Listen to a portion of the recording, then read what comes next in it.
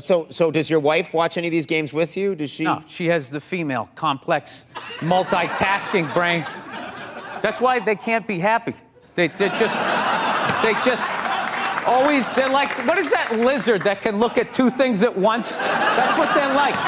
So they got the shoes they want, and then they see some other woman walking in going, oh, look at this skinny bitch over here. She thinks she's cute, right? And that's what I've learned. Oh, God. You know what makes women happy? Nothing. Nothing makes them happy, and that is why they are slowly taking over the NFL, because it annoys them that we can just sit there with, like, a pizza and a drink, like, that's not holding, and just be like, and enjoy ourselves. So you're saying that because you're happy that you think your wife and women in general want to take that? They're jealous of it. They're jealous how simple the male brain is, that you can just sit there and be entertained and find true happiness, and it just bugs them, so they got to ruin it. And they're slowly taking over the NFL. You know, all next month, once again, they're going to dress everybody in the NFL like newborn baby girls, for whatever reason. Did you forget that there's breast cancer for a year ago? Yeah, so they did it last year, and they're going to do it again this year. Yes. They're slowly going to take it over, and they're going to move us out. Because I'm telling you, I don't understand why they keep trying to go into a male football league. It's like, why don't you guys band together and start your own league? Get your own thing going. But I realize they don't want their own thing. They don't want their own shit. They want our shit. I don't know what it is. And I think it's because we're happy. We're just sitting there enjoying ourselves, having a good time without them. It drives them nuts. And they just got to go in there and ruin it. So they got women's basketball. They don't even like it. They don't even like most of them they don't even like football. Like, I don't get it. I don't get, like, the fascination. Like, if my wife is having, like, 3 of her friends over, I screw. I leave. I don't need to be there and ruin it for her. I know you guys, I'm going to change the dynamic because I'm there and you can't talk about 100% female stuff. Out of courtesy, I'm going to get out of there. I'm going to leave. But they can't do that, you're saying? One guy, one chauvinistic jackass up there understands what I'm saying. He's like Edison. I don't know. He invented all this stuff that everybody... What are you talking about? But did he? Did he sit down and, like, I'm going to invent the iPhone, and just sat there soldering, possibly welding, right? Didn't he have, like, a crew of guys helping him out? Sure, maybe he did. So why, when he went to those nerd fests, didn't he have, like a chorus of scientists behind him who helped him out, too? He walked out like he was Tesla. Like tapping into electricity. I'm not with you. I think he just kind of, like, told people what to invent. Like, he just kind of came in like, I want my whole music collection in that phone. Get on it! And then all these nameless, faceless guys made it happen. Yeah. And then they have the big nerd concert, and he goes out there by himself.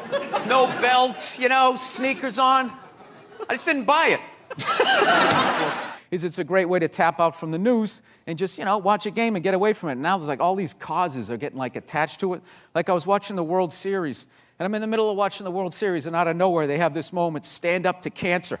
I'm watching a ball game, and all of a sudden everybody stands up holding up a sign of somebody that they either know that's dying of cancer or died of it in the middle of the game. It's just like, what are you doing? Trying to watch a game here, you know? No, there's a time and a place. Look, I know somebody that has died of cancer. I would never go to the movies with you and in the middle of it hit pause and be like, oh, by the way, Conan, I know this guy. He died of cancer. It was horrific. I could have lifted him up off the sheet with 2 fingers. It was horrible. Hey, enjoy. Oh, by the way, I got molested when I was 9. Enjoy the rest of it. He didn't do anything to me. You know what he did for me? He raised $500 million for cancer research. That's what that lie did. Yeah, it was great. And everybody had the bands on. Remember the bands? Sure. Right? That blocked out the sun, right? You know, it wasn't to block out the sun. No risk cancer? Yeah. No, the whole thing was annoying, and I hated how Oprah was interviewing him and acting like she was dumbfounded that this guy would do this. Like, she's been in show business for 35 years, and she can't, like, wrap her head around some guy doing whatever it takes to get to the next level. Didn't she, for the first 5 years, have, like, midgets who wanted to bang their mailman's boyfriend? And she didn't want to do it. She didn't want to do it, but she didn't have the power to say no, so she wrote it out. And then when she could make a good decision, she did a show. But she stood on the heads of those little people for 5 years until she got... And then she's sitting there across from this guy like, so how could you... You know exactly what he's doing. It's the stupidest thing I've ever seen. God. Look, the guy was a sociopath on a bicycle, all right? As far as I'm concerned, we got off easy. Yeah. If that guy was working for a corporation, he probably would have been pouring stuff in the water supply, doing God knows what. Just keep him on the bike. Just let him go up and down the hill. He's not hurting anybody. Not hurting anybody. He isn't. And the top 20 guys, like, all tested positive for roids. So our roided up guy beat your roided up guy. Okay? And those guys who run that filthy sport who was sitting there going like, oh, this is ridiculous. He doesn't represent cycling. Are they going to return all the money that they made off of that guy? Huh? They're going to turn in their yachts? They're not going to. They're not going to do it. Everyone turn in your yacht. Are you worried about him at all being in office? Do you think, does it concern you? I don't know. I feel like the president, you only see him like once every 3 weeks. You know? It'd be like if you were dating a chick and if she was a jerk, but you only saw her once every 3 weeks. There's like no way she could break your heart, you know? What? No, it's you gotta see. Immigration site to move to Canada crashed. Do you think people are going to really move to Canada? Do you think I hope so. I hope so. You want Yeah, people there's to move too many people here. The rent's too high and all that. Just thin it out. Give us a little negotiating thing. And then what's going to be funny up there, it's not going to be Michael Moore's Canada. What he said, oh, you keep your doors unlocked and everybody's drinking syrup and it's, yeah. He didn't say everyone's drinking syrup. I'm quite Talk to certain. anybody of color that tried to make it playing hockey up there. Listen to the stories they have. You'd be like, were you in Alabama? No, it was in Manitoba. Yeah, those are still white people up there. Yeah. Just because they're on the other side of the invisible line doesn't mean that they're not going to act like white people. Yeah. So you're not a big fan of Canada, is what you're saying? No, I love Canada, but I don't go up there with like this starry look in my eye, like everyone's going to be riding around on mooses, right? It's just like It's environmental stuff. You really are worried about it. I am and I'm not. I just also feel like, it'd probably be a good thing if most of us died. You know what I mean? It would be. There's nothing wrong with driving a gas-guzzling car. There's just too many people doing it. Yeah. So you got to figure out a way to like thin out the herd, and it's too late. These are the hard decisions that are going to have to be made. We're here to hear about some hard choices. Yeah. So you know how I would do it? What? I would randomly sink cruise ships. What? Wait a minute. Yeah. Let's hear him out. Why would you randomly sink cruise ships? Because you'd get like 2,500 to 3,000 people a whack, right? And I think it's a good mix of people to get rid of. To be honest with you. They're not interested. What happens after the second time they catch on? No, because this is what you do. As you're sinking them, you're building an exact replica. So as you're eliminating people, you're like creating jobs. And you just, like a lazy Susan. Like my latest thing that's driving me nuts is I spent 20 years in the back of the plane getting treated like an animal. And I finally worked my way up to the front of the plane, Group 1, which means you get to board like it's your plane. Right? You get to board. Yes. You first, sit in a chair that's the size for a human being. There's a place for your bag. Yep. Right? You get a little hot towel and all that. And then the second I get that, all of a sudden now, there's like these 20 groups that are like pre-boarding now. Like half the plane qualifies, and they're getting on. And I just sit there just like losing my shit. You know? It starts off like, it's just like anybody in uniform, anybody in military. So it's like, all right. But after like the 20th guy, you just start being like, have you seen action? Are you on the front lines at least? Right? Then it's anybody with kids, anybody with disabilities, and then just anybody with a red shirt. Hey, it's Tony Tuesday. Anybody named Anthony can get on. Dude, one time, I saw this guy get on the plane. Okay, he wasn't in uniform. He didn't have kids. He had all his limbs. He wasn't limping. He didn't have a cough. He just walked on the plane. It's like, who the is that guy? Like, how did I get on before that guy? So, I always hated the anxiety of being in the back of the plane. I just remember, like, the worst is whenever you would get your seat and you'd sit there and they're about ready to close the door and you'd have that empty seat next to you. Like, the poor man's first class. You're like, oh, shit, I'll bring the armrest up. I can actually be great. And then all of a sudden, some fat bastard gets on the plane and you're like, no. You're literally, you're like Quint at the end of Jaws, like sliding down the phone. Right? So, one time, I swear to God, this is all true. This dude got on. He was so fat. He was sitting next to me. I was literally next to him and behind him. He like tried to make himself smaller, and he like folded his arm, and his lat came out like a, you know those old Western saloon things. I'm just sitting behind this thing. So that motivates you to try to get to a certain place in life. So all these years, 20 years, you work your way up to the front, and now still they won't let you. Yeah, now that fat guy's considered disabled because he can't stop eating cookies. So he gets on. Look at me groaning. 90% of the world is starving to death. That guy. Eat a salad and get on the treadmill like the rest of us. We're all.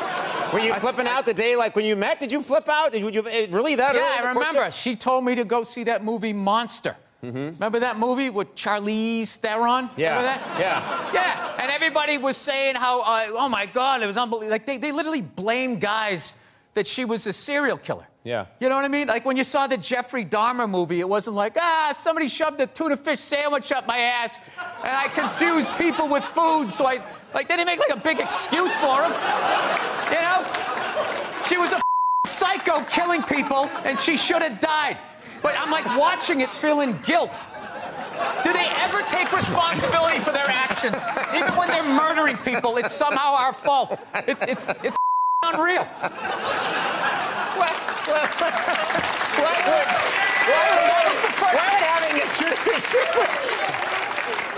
Why would having a tuna fish sandwich shoved up your butt make you want to eat people? Because another man did it. Right? So it's another person. So you equated, I don't know, sex with food? I forget how the idea went. But all I know is she laughed. When I said it, she was dying laughing and kind of saw my point.